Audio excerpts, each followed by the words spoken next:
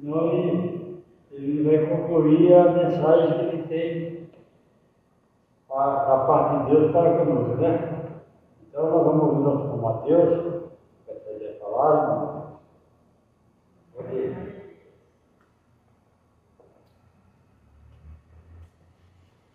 Graças a Deus. Meus irmãos, a paz do Senhor Jesus. Amém? Vamos abrir nossas Bíblias. A primeira carta do apóstolo Pedro. Pedro, capítulo de número 2 e o versículo de número 9. Graças a Deus por essa oportunidade de nós estarmos aqui para podermos adorar, bem dizer e exaltar o nome do Senhor, pois Ele é bondoso para conosco e por isso nós devemos nos alegrar nele. Amém? Primeira carta de Pedro, no capítulo de número 2 e no versículo de número 9, a Bíblia diz assim: mas vós sois a geração eleita, o sacerdócio real, a nação santa, o povo adquirido, para que anuncieis as virtudes daquele que vos chamou das trevas para a sua maravilhosa luz. Amém?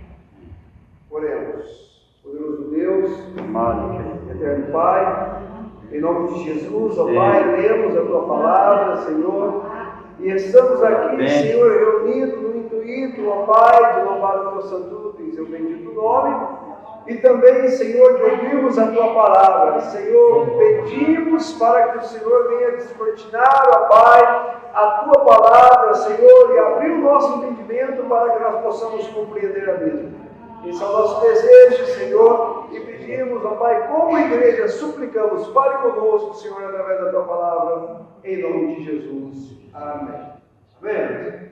Irmãos, a Bíblia diz assim, antes de entrar na Bíblia, quero agradecer ao pastor Francisco Noé, nosso irmão Daniel, Deus abençoe por essa oportunidade, e por ser um pregador que está inaugurando esse trabalho. Então, eu quero dizer aos irmãos que eu me sinto muito honrado e agradeço muito de coração. Amém? Normalmente, eu estava falando para Jaqueline, falei, nossa, acho que os irmãos da igreja daqui a pouco vai chutar de lá, porque semana passada eu já preguei, essa semana também, na semana retrasada também, e na semana que vem eu ia pregar. Fora os estudos, eu já gosto bastante, os irmãos vão acabar enjoando de ouvir eu falar. Mas eu agradeço a todos aí pelo carinho. A Bíblia diz assim: mas vós sois a geração eleita, sacerdócio real, nação santa e povo adquirido. Quando nós olhamos para essas qualidades em que Pedro está citando, é necessário nós entendermos que, olhando para a Bíblia, quem que era a geração eleita? Israel. Quem que era o sacerdócio real? Sacerdócio de onde? De Israel.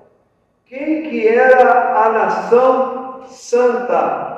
Israel. E quem que era o povo adquirido? Também Israel. Então, essas qualidades Israel tinha e era conhecida como essas qualidades. E a Bíblia diz que agora o apóstolo Pedro está destinando essas qualidades não agora para Israel, mas sim para a igreja. Então, a igreja possui as mesmas qualidades que Israel possuía. Vejamos através da Bíblia Sagrada. Vós sois a geração eleita. Quando nós olhamos para a Bíblia, no livro do profeta Isaías, capítulo de número 43, um pouquinho para baixo, onde foi a nossa irmã Evelyn que leu, um pouquinho mais para baixo do capítulo de número 43, nós vamos localizar o versículo de número 20 e nós vamos conseguir ler assim: os animais do campo me servirão, os dragões e os filhos da avestruz, porque porei águas no deserto e rios no ermo, para dar de beber ao meu povo, o meu povo eleito. Então aqui, esta profecia é destinada a Israel. E Deus está falando assim: olha, isso acontecerá para o meu povo eleito. Então a Bíblia nos mostra que Deus elegeu a nação de Israel. Mas, pregador, por que Deus não poderia ter escolhido os filisteus, ou os amorreus, ou os jebuseus, ou os amalequitas, ou os medianitas? Mas por que a nação de Israel? Porque é a vontade dele e ele faz o que ele quer. Como ele escolheu Israel, então foi da sua escolha, pela sua amizade que ele tinha com Abraão.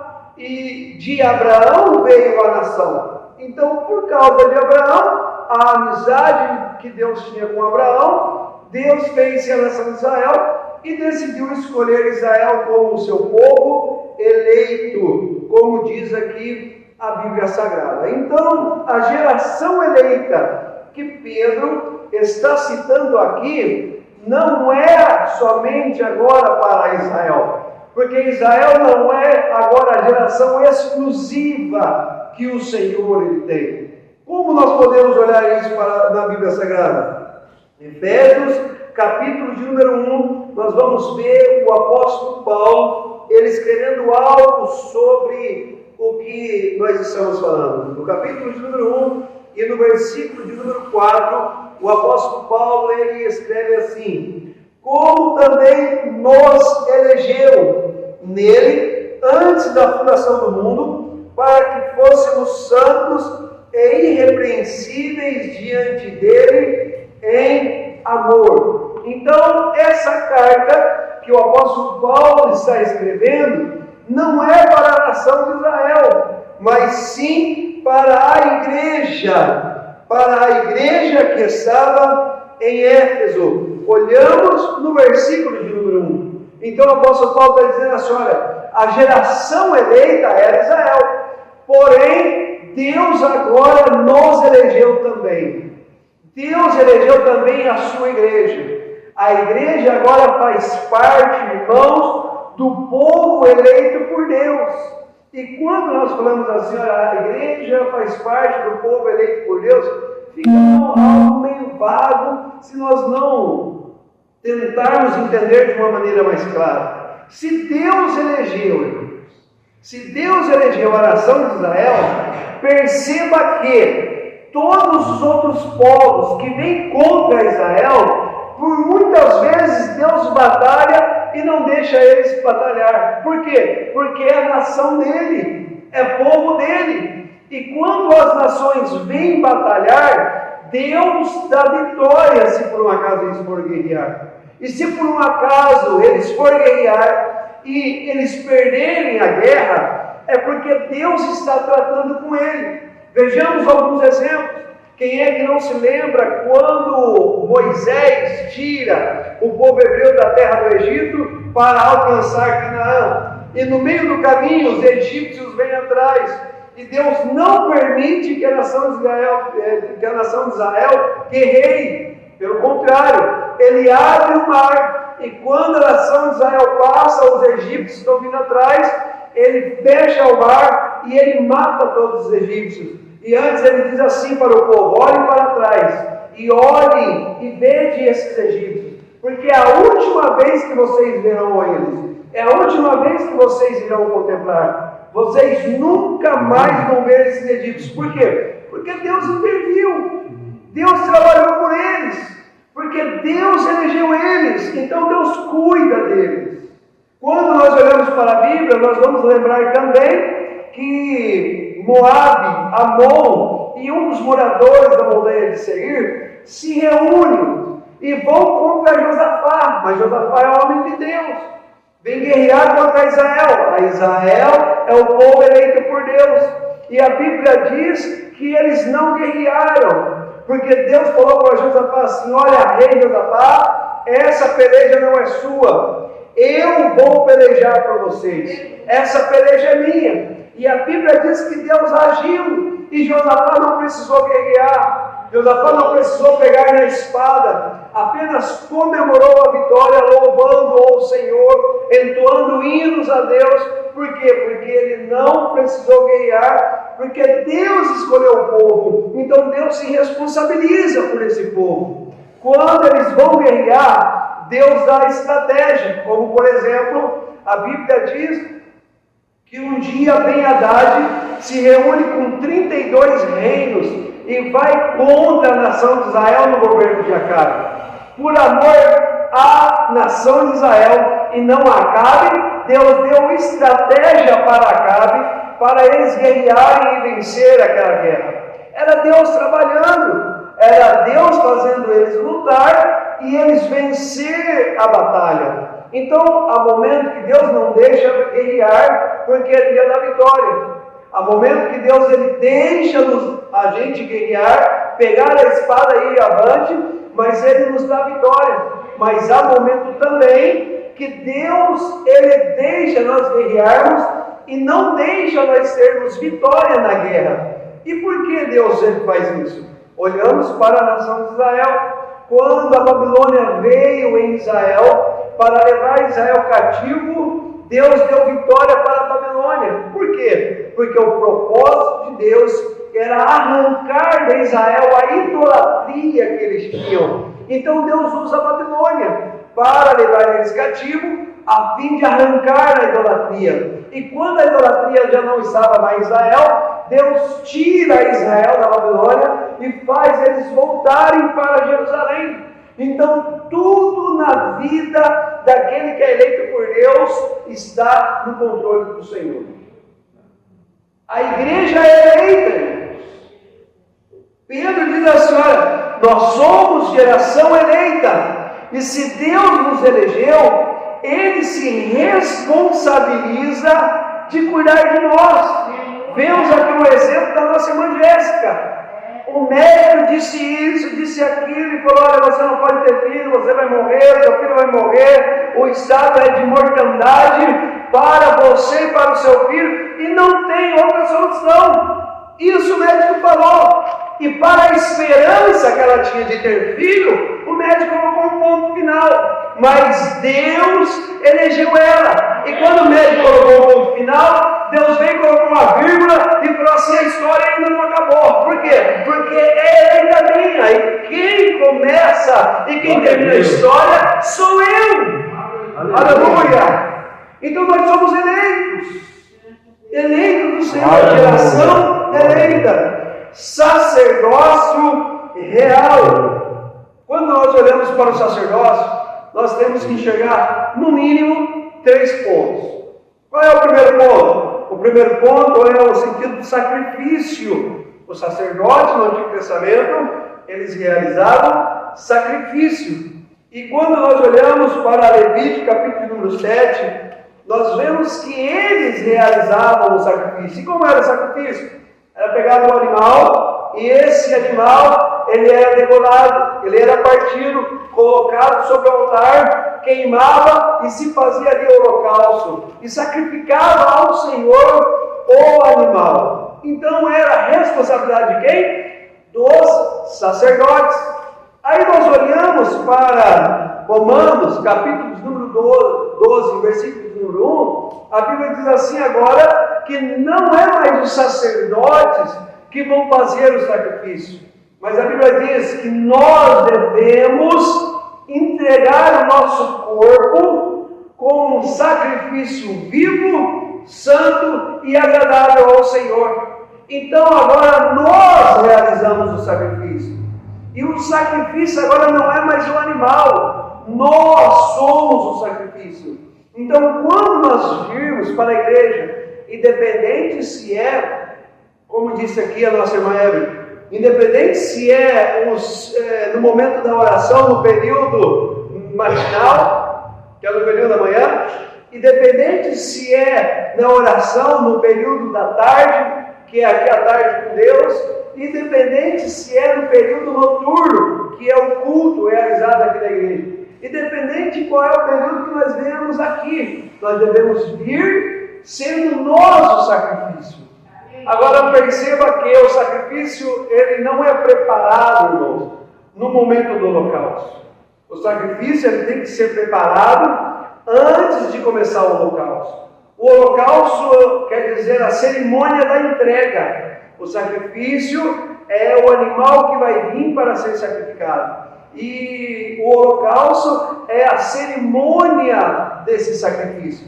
Aqui, irmãos, é o momento do holocausto. O sacrifício que somos nós tem que ser preparado antes de chegarmos no momento do holocausto. Se nós somos o sacrifício, se nós somos o sacerdócio real, nós já devemos chegar aqui preparados para a cerimônia do holocausto. Nós somos o sacrifício, nós devemos nos preparar, porque Deus nos chama de sacerdócio real. Devemos entregar o nosso sacrifício. Segundo, devemos entregar a nossa oferta. A oferta, quando nós olhamos para a Bíblia Sagrada, era um cordeiro que a pessoa ia entregar ao Senhor como oferta de uma forma voluntária. E essa oferta é como se o cordeiro estivesse morrendo pela pessoa que está sacrificando, está morrendo pela pessoa que levou o cordeiro para poder morrer. Então era de uma forma voluntária. Cristo, irmãos, ninguém o obrigou a descer e morrer na cruz por nós. Ele fez isso de uma forma voluntária. E nós, irmãos, fomos abençoadíssimos por essa atitude voluntária de Cristo. A oferta que era feita pelos sacerdotes lá atrás, Cristo já fez por nós. E se Cristo ofereceu a sua vida por nós devemos entregar a nossa vida para Cristo, para que nós possamos morrer em Cristo e viver por Ele. Então, se nós somos o sacerdócio real, nós devemos, irmãos, nos entregar de forma voluntária, certo? Para Jesus, para que nós possamos viver Cristo.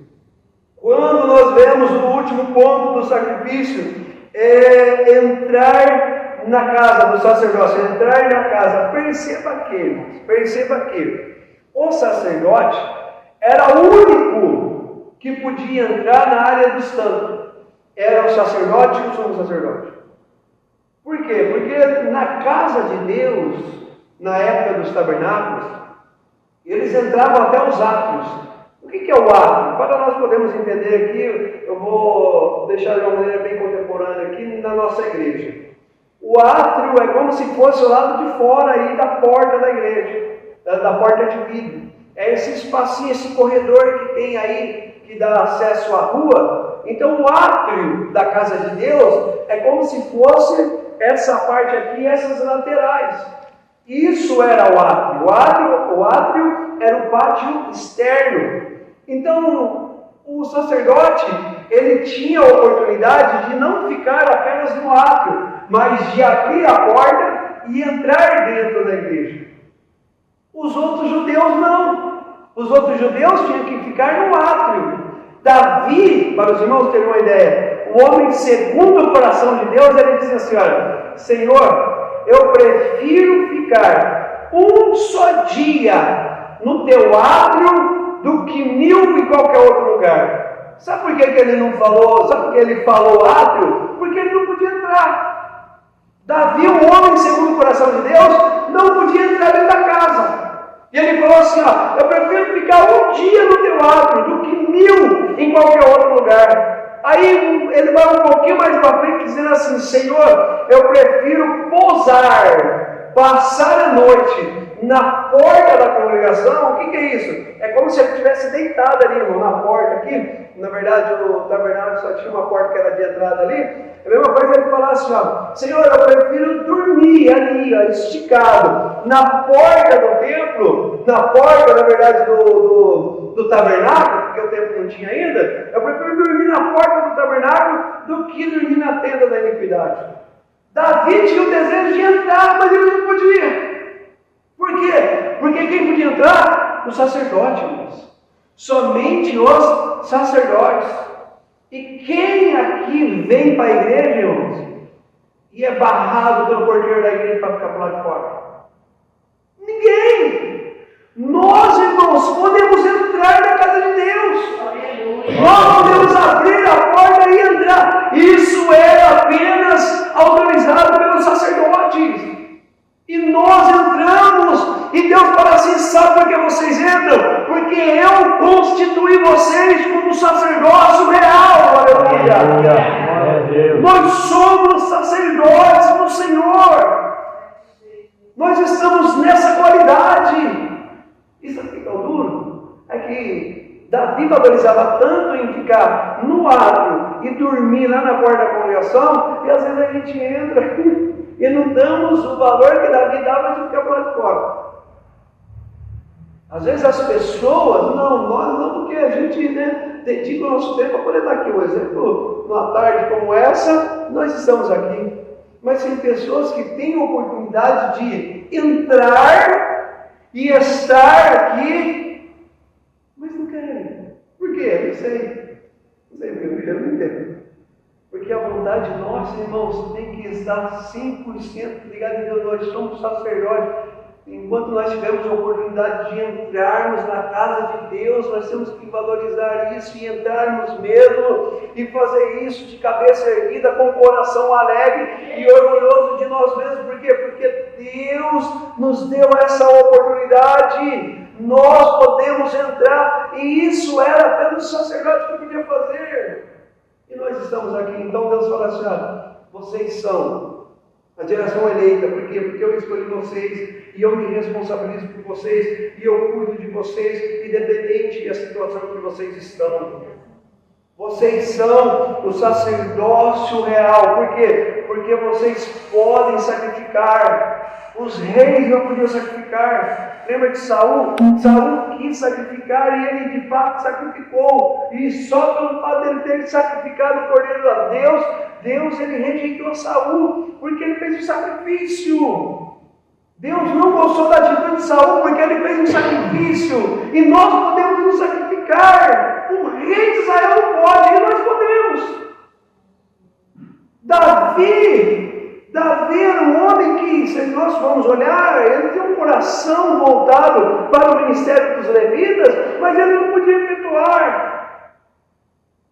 Para buscar a presença de Deus, Davi não podia encostar nem na vara da Arca da Aliança, quando saiu da casa de Abinadab para ir até a casa de Obed-edom. Ele não podia encostar nem na vareta da Arca, era apenas os levitas.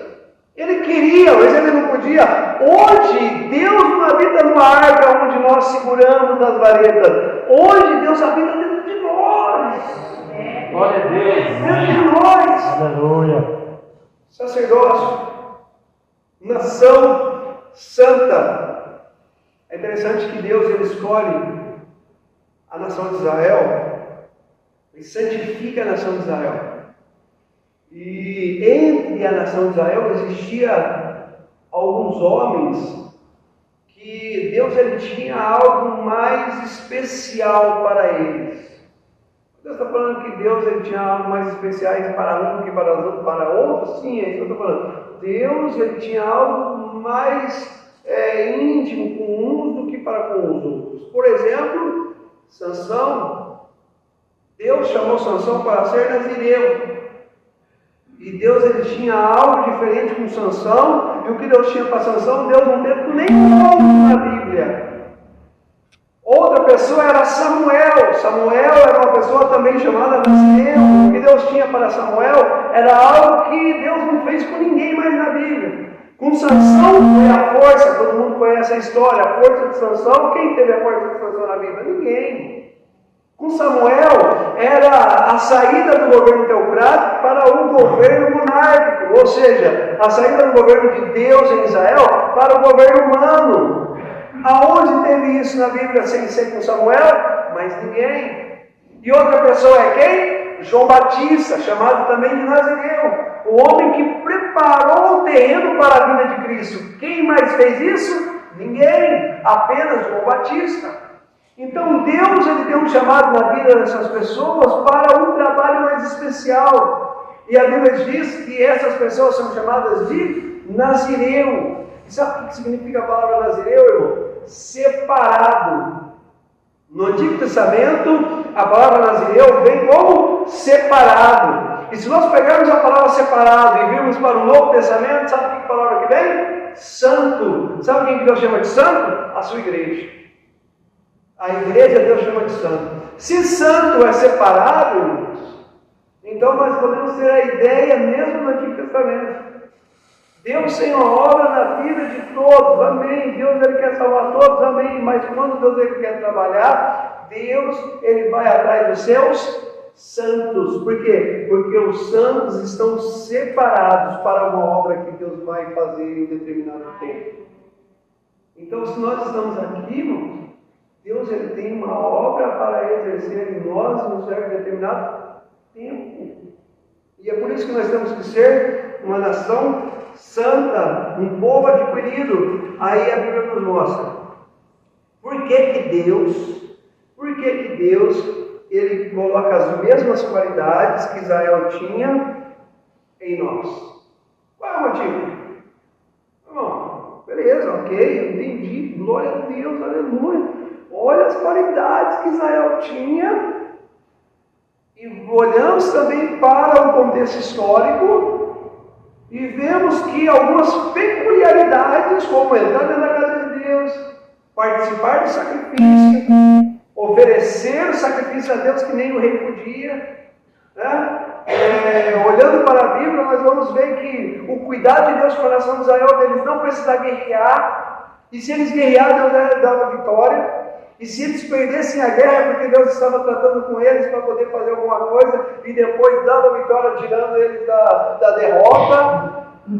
E nós temos essa mesma qualidade, por quê? Por que Deus fez isso? Porque Deus derrama na igreja a mesma qualidade que a nação de Israel tem, para podermos continuar vendo o versículo. Porque o versículo não termina aqui. Ações da geração eleita, sacerdócio real, nação santa, povo adquirido. Para quê? Para que anuncieis as virtudes daquele que vos chamou das trevas para a sua maravilhosa luz. Por que Deus nos elegeu? Para nós falarmos a sua palavra. Glória a Deus. Está aqui, irmãos, a nossa responsabilidade é de nós levarmos a santa e preciosa palavra. Deus fez tudo isso em nós, irmãos, só para nós abrirmos a Bíblia, lermos, entendermos e passar adiante aquilo que Deus ministrou em nosso coração. Para nós ministrarmos aquilo que Deus colocou em nosso coração. E aonde nós devemos ministrar, para finalizarmos? Um dia Jesus estava conversando com alguns galileus, antes dele ser assunto ao céu, antes dele ir para o céu, ele estava ali com o povo galileu e ele disse assim: olha, vocês irão receber a virtude do Altíssimo, vocês vão receber poder. O Espírito Santo vai descer sobre vocês, e vocês vão ser as minhas testemunhas. Olha só, ele falou para os galileus. E ele disse assim: ó, vocês vão ser minhas testemunhas, tanto em Jerusalém, toda a Judéia, Samaria e até os confins da terra. Mas Israel tem um mapa dividido em três. embaixo, Jerusalém, capital de Jerusalém, Judá. Então, quando ele diz assim, Judá, já está em Jerusalém. Vocês vão ser meu testemunho em Judá, em Jerusalém, quer dizer, Jerusalém já está dentro de Judá, né? Não Judá dentro de Jerusalém. Jerusalém, capital de Judá, Judá e Samaria, mas a parte de cima é Galiléia. Por que ele não falou Galiléia? Sabe por quê, irmãos? Porque missão nem sempre a gente faz em casa. Jesus está falando com os galileus. Se ele falasse assim, olha, vocês vão ser minha testemunha lá na Galiléia, eles voltariam para Galiléia e ficariam lá. Mas ele falou, não, vai ser em Jerusalém, em Judá, Samaria e até os confins da terra. Para quê? Para que nós possamos perseverar no levar a palavra de Deus com todo o nosso coração. Amém? Deus abençoe, em nome do Senhor Jesus.